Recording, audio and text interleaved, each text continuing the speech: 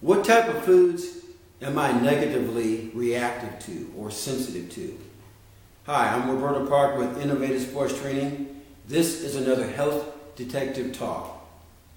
I've been doing lab work probably for about the past 5 or 6 years now, and what I've found is that there are a number of people out there who have what we call food sensitivities. The sensitivity is not like an allergy. An allergy will bring on anaphylaxis, which is anaphylactic shock, which is dangerous, which is life-threatening. That is something you don't want. A sensitivity, I guess in a way, is kind of maybe a low-grade allergy. A sensitivity is more of a pinprick that slowly chips away at your system, causing things like postnasal drip, stiff, achy joints, weight gain, migraines, those types of things. So a sensitivity, you really don't notice it. It might take you years to notice a food sensitivity because it slowly chips away at the foundation of your metabolism in your body and your health. Whereas an allergy is more like a sledgehammer. Bam! It hits you and you're down and out. In fact, like I said, it could be life-threatening, which is no laughing matter. But let's talk more about this. According to Dr. Isabella Wentz, who I follow on the internet quite a bit, she's one of my mentors, she did a survey of her clients. She works a lot with thyroidal issues of the body. 90% of her thyroidal clients felt better when they were gluten-free, and 75% of her clients felt better when they were dairy-free. Now, I do a lot of consultation with people about their eating, about their training. Typically, what I tell people, get off gluten. That's number one. Dairy is a little bit more controversial. The consensus on dairy is not as much as gluten, but I can just tell you, I believe that as human beings, we should not be drinking another animal's milk. I have just seen too many cases in which people will get off dairy and they feel so much better. So, moving right along here, reactive foods such as dairy and gluten will increase inflammation of your intestinal lining, your gut. It will increase gut permeability, which is not good because that brings on leaky gut, which can lead to a lot of autoimmune problems. And gut permeability is pretty much when you start eating certain foods that you're sensitive to, over a period of time, it basically pokes holes in your gut. Not a pretty picture. It's like a pincushion down there. It will also decrease thyroidal antibodies, which helps to preserve the health of the thyroid. So if it's knocking off antibodies, the thyroid is not going to be around for very long. Now, the main reactive foods, there are main and there are secondary, but the main reactive foods are dairy, which we talked about, gluten, soy, shellfish, nuts, preservatives, alcohol. These foods will wreak havoc on your gut and thyroid. Now, you may not be overly sensitive to all of those guys, but I guarantee you, everybody listening out there right now, you are sensitive to at least one, if not all, of these various products here. Dairy, gluten, soy, shellfish, nuts, preservatives, and alcohol. And as you age, as you get older, after about age 30, your gut does not make HCl like it should, which is stomach acid to break down foods and to fight antigens in the body, parasites.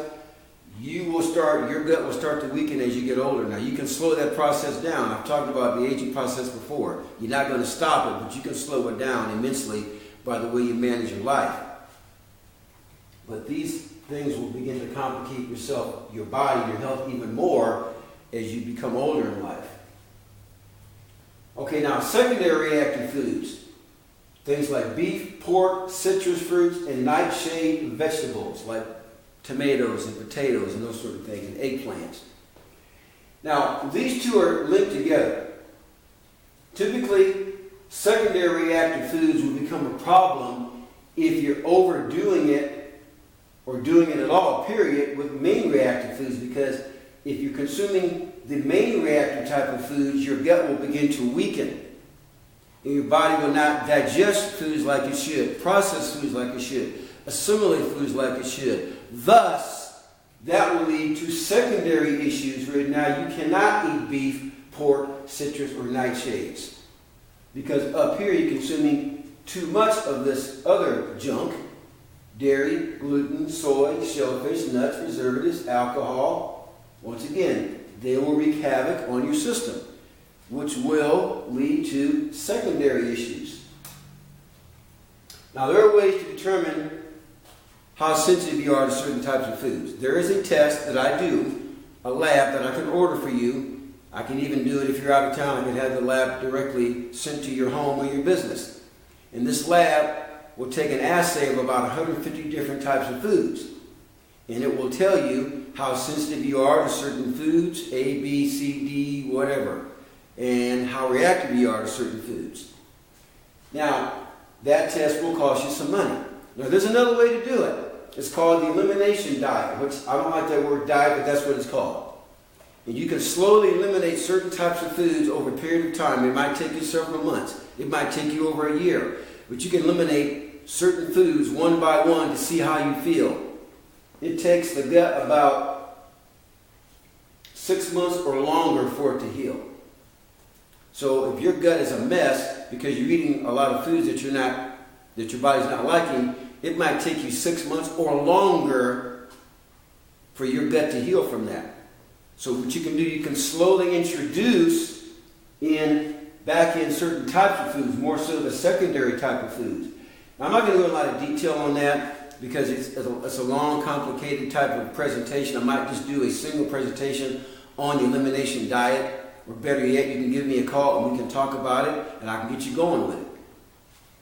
But there's a process of the elimination diet. You subtract and you slowly add back in. And once you add back in, if you determine that those foods are not suiting you very well, then you eliminate them permanently. But I can just tell you, dairy and gluten are the main culprits. Those are the main bad boys right there. If you minimize, better yet, minimize or eliminate, I should say, those particular type of products, you're going to feel a heck of a lot better in your life. Now, you can slowly reintroduce specific types of foods back into your system to heal after the gut is healed after about 6 months or more. Now, the main purpose of this talk, guys, is this. The source of causation is physical, chemical, or emotional stress that's causing reactiveness in your body. And probably more likely, if it's chemical, it's something you're eating. If it's physical, you might be doing something too stressful, physical. Maybe you're working out too much. Maybe you're working too many hours. If it's emotional or mental, maybe you just lost your job. Maybe you went through a divorce. Maybe a loved one died. Maybe you just filed bankruptcy. Who knows?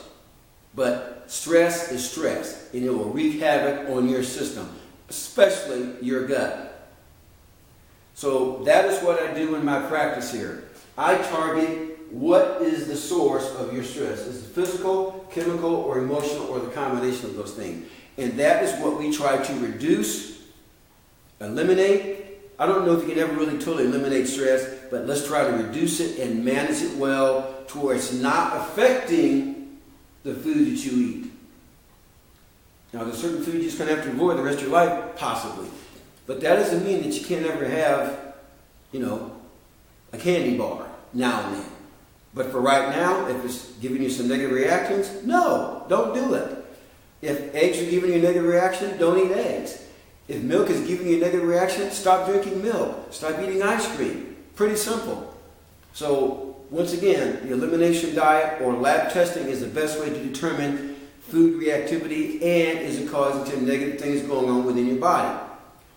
Give me a call, 816-405-7703, and I'll be more than happy to discuss my program with you. I work with people, whether you're living across the ocean in Europe or Asia or living in New York City. Now, I'm in the Kansas City area. I'll work with you. We can do things over the internet.